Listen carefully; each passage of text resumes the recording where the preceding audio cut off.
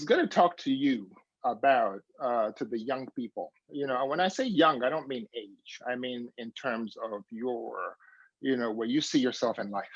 You could be 16 years old, getting ready to go to college, thinking about colleges. You could be, 25, 26 years old. You graduated college a few years ago. You're paying off your student loans.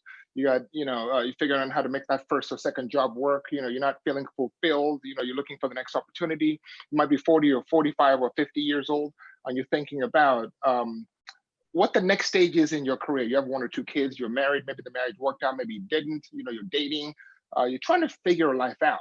I had a discussion with my future brother-in-law. He's married to my girlfriend's sister, Vaughn Scales. And we had a long discussion, and I was talking about, a lot of things that I felt would help people, taxes, reducing taxes. And I mentioned how a lot of the 1% are so wealthy, the 99% are still struggling, and how I wanted to help the 99%. And he said something very interesting. Most people readily accept that they won't be part of the 1%. How sad. It's almost like a lot of people accept defeat already. A young lady many years ago, she worked for the city, and she came to visit me with a good friend of mine then. She was 3 or 4 people in my house. We were hanging out, we were sitting down. She said, I want to be like you. I want to make more money, and I want to be successful. And I said, why aren't you? She said, well, I'm in this job and I don't like this job. And, and I said, well, why don't you go get another job? And she looked at me like I was crazy. She said, I should leave my job and go get another job. I have 2 kids. I'm married. I have responsibilities. I left that dream on the side. You left your dream on the side? She was telling me she didn't think she could ever be successful. And it made me very sad. So today, I'm gonna, instead of talking about finance and investments, I will next week, I'm gonna talk about some of the things our younger people should be doing now. Frederick Douglass once said, train a child in the way he should go. You don't have to heal a broken man. Talking to people about finances, like especially young people, here's a finance, his stocks, his bonds, his investments, and things like that. It's good and it's nice, but you really have to address some of their habits. Until they're able to build better habits, until they're able to have a role model, until they know certain things that maybe they didn't learn at home. Maybe daddy and mommy weren't millionaires and billionaires and couldn't teach them about reducing taxes and working hard and taking risk and making sure opportunities, you latched onto the right opportunities when they came and blah, blah, blah. Maybe they didn't have those opportunities. Maybe they didn't, a lot of people didn't have those opportunities. But today I want to talk to those people who are younger and those people who are in a transition phase in their lives. And I want to help them maybe see things a little bit different. You ready? All right. Risk. I work with risk. If I were to teach you something today to be bigger and better than you are now, it is to take bigger risk. Many people are conservative by nature.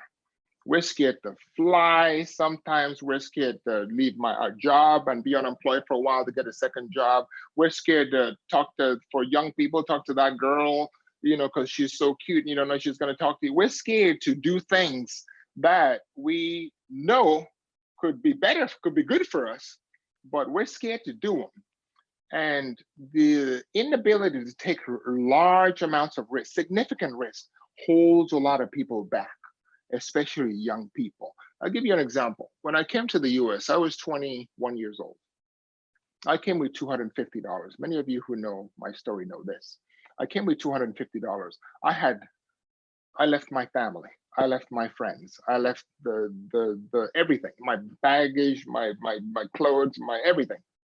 I came by myself with $250, and it was the biggest risk I've ever taken in my life.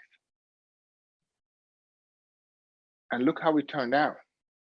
I could have given myself a dozen reasons not to come to the US. You don't know anyone. I mean, I knew one person and her daughter, my cousin. I had no friends. I had no, I didn't really have a place to stay. I didn't have any money. I didn't have any, wealth. I had nothing. I had an education from Lagos. In the US, I don't think they accept. So I took a huge risk to come over here. And it paid off because I kind of lived my life like that. If there's one thing I could teach you, our young people, it's to take as much risk as you can when you're younger. It's not just about, money and investing and stocks. It's also about, if you want to travel, go travel around the world. Travel around the world if you need to. When you're young, if you want to, that beautiful girl across the hall, she might be your wife in the future. Go talk to her. Don't be afraid. If you need to climb a mountain and make yourself feel good, take a risk. In my world, investment world, the richest people are the ones who take a risk, right? In my world is the investment managers, the hedge fund managers, the investment bankers. The ones who take the biggest risk are the richest by far, because most people are afraid to take a risk. Lesson number 2 is saving. It's very, very important to save. Start the habit of saving when you're younger. I work with a lot of doctors. I work with a lot of doctor groups, hospitals and HMOs and home health agencies and physicians. So a lot of healthcare, but doctors specifically. What I've noticed is in those people, those doctors who in residency, when they made $40,000, if they didn't save $500 or $1,000 or $2,000, if they didn't save, when they started making $300,000 or $400,000 or $500,000, they couldn't save. They didn't build up the habit. If you save $100 now every week, growing at 10%, after 30 years, you'll have $1 million. If you only do it for 10 years, you'll have $89,000. Form the habit of saving. In addition to taking risk, you can take as much risk as you want, put a little bit away. Risk is good, but put a little bit away for a rainy day. Put a little bit away for investment. Put a little bit away to buy that new company. Put a little bit to start that new business. Put a little bit away to buy that house. Always put a little bit away. I like to say 10%, but maybe some people can't afford 10%. Maybe you can afford 3%, maybe you can afford 4%, maybe you can afford $200 a month. Put it away. It's very, very, very important. Here's the third part. The third part is investing in yourself. You're on quarantine. You're at home. You maybe have some time. Learn a new skill. Develop a new appetite for reading, for learning, for bettering yourself. But that's just one. It doesn't always necessarily have to do with things you do on the external. On the internal, build up your self-confidence. Take a class on self-confidence. I see so many people who lack self-confidence. You need confidence in life, because in many cases, if you're not confident about yourself, the lack of confidence shows. Take care of your health. This is all part of investing in yourself. Take care of your health. When you work out and you eat right, you eat fruits and vegetables instead of fats and oil and sugar. We talked about this on Friday also with Vaughn. It helps you mentally. It helps you stay in shape. So investing in yourself as a young person is very, very, very important. Managing your time. That's number 4. I read a book. Warren Buffett and Bill Gates, they became friends. Warren Buffett runs Berkshire Hathaway. He's worth about $80 or $90 billion. Bill Gates set up Microsoft. He's worth $100, $120 billion. We had a conversation. And Bill Gates said, the one thing Warren Buffett taught him was be miserly with your time. Value your time more than anything else, because you can't get it back. So for those young kids out there who are spending their time playing Nintendo, or who are out there, just hanging out, talking on the phone and chilling and having a good time, you're wasting a lot of time. Your time is valuable. Use that time to turn your passive activity into action. Anytime you have where you're sitting down, you're not doing anything, you're just looking for things to do, get on the computer, download a course on coding, on machine learning, download something that'll help elevate you, that'll help you. Those things keep your mind busy. Stay in a place where you can always feel like you're improving yourself, and get into the habit. Reading books is something that could really be helpful for you. So number 5 that I'll give to you, attach yourself to a role model. Role models help inspire you. They help focus you on goals. They teach you things that you don't have the experience to have learned. And because they've gone through it, they can teach those things to you. They cut the journey. You know, when you're running a 400-meter relay race, they can cut that 400 meters to 200 meters. They can make your journey shorter. Many of us grow up, and here's our view of the world, right? It's mommy and daddy, or maybe mommy, because, you know, or maybe just daddy, right? And so we're not able to see outside of ourselves. And, you know, it limits our ability to achieve the full extent of our potential. Open your eyes, look around the world, look around you, point to someone, one person who you know in your circle, first or second, you know, link, who could be helpful to you, and somebody who you admire, somebody who you want to be like. Could be a male or female, doesn't matter whether you're a male or female, whether that person is male or female. And I'll tell you what, I never really had a role model. And I honestly believe it held me back.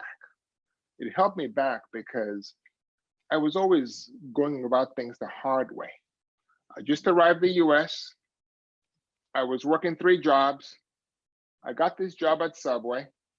I was supposed to be the closer. So after doing the cashier job, I was supposed to put the safe in, and then I was supposed to clean the place. Well, I grew up in Lagos, man. We had you know, upper middle class family. I had a maid. We had cook. You know, I had to clean nothing. And so here I am having to clean an entire store. So the first night, the owner came back the next morning, and she was like, "You did a shitty little job." And I was like, "Sorry, I didn't know. I mean, I clean. I mean, I dusted a little bit." She said, "Do a better job next week." The next day I came back, and she came back, and it was the same thing. I tried. I just didn't know how to do it. I got fired after 2 days from Subway. So I went through life. I worked 3 jobs. You don't need to work 3 jobs. 1 job is good enough. 1 great job is good enough. Failure is a really good thing. I promise you, it's a really good thing. Most people fall, and they find it hard to get up because they take it personal. In our world, have failed. One of my favorites is Jack Ma. Jack Ma he started this company called Alibaba. It's worth about $500 billion now. He's failed so many times. He couldn't get into college. Jack Ma didn't go to college. He got an honorary degree. He applied 3 times. He failed the exam. He wasn't smart enough. He applied for 30 jobs after that. He couldn't get a job. He started Alibaba during the recession because he failed in getting a job. When he started Alibaba, he went to 125 venture capitalists in the US. Everybody said no. He failed. He failed to raise venture capital money, at least on the first or second round. When he started the company, it took 3 years for them to really make any money. Why? Because they couldn't figure out how to get the payment structure to work. So he set up a company called Alipay. Alipay, unbeknownst to all of us, apart from Alibaba, eventually became a $200-300 billion company by itself. Jack Ma failed and failed and failed and failed and failed. So to the young people out there, whether you're in a transition period in your life, whether you're just starting off, whether you're in college, whether you're going to college, whether you're graduating, you're trying to figure things out, whether you're 40 or 50 or 60, whether you're in retirement, I'm thinking about the next phase of how you're going to survive retirement. Don't be afraid to fail, because if you don't fail, you can't learn. In college is a place where, for many of us, you're never going to meet that many people who are as aligned intellectually, physically, mentally, and emotionally as you. That's the one place you're going to meet the most connected people to you, because you're going through the same experiences, you're the same age, you're probably from the same hometown if you didn't travel, you probably have so much the same major, probably have so much in common. Those people, enjoy them. Enjoy your friends. Enjoy your work. Enjoy your experience. I know you're worried about money sometimes, about paying off your loans. I know you're worried about your grades. I know, work hard. All those things are taken for granted. If I were to change one thing in America, and to help our young people, it'll be for our young people to never get student loans, to fully pay off student loans. And I'm working on it, by the way. I'm working on a solution through Suchi to help solve the student loan crisis, and we'll get there. Thank you.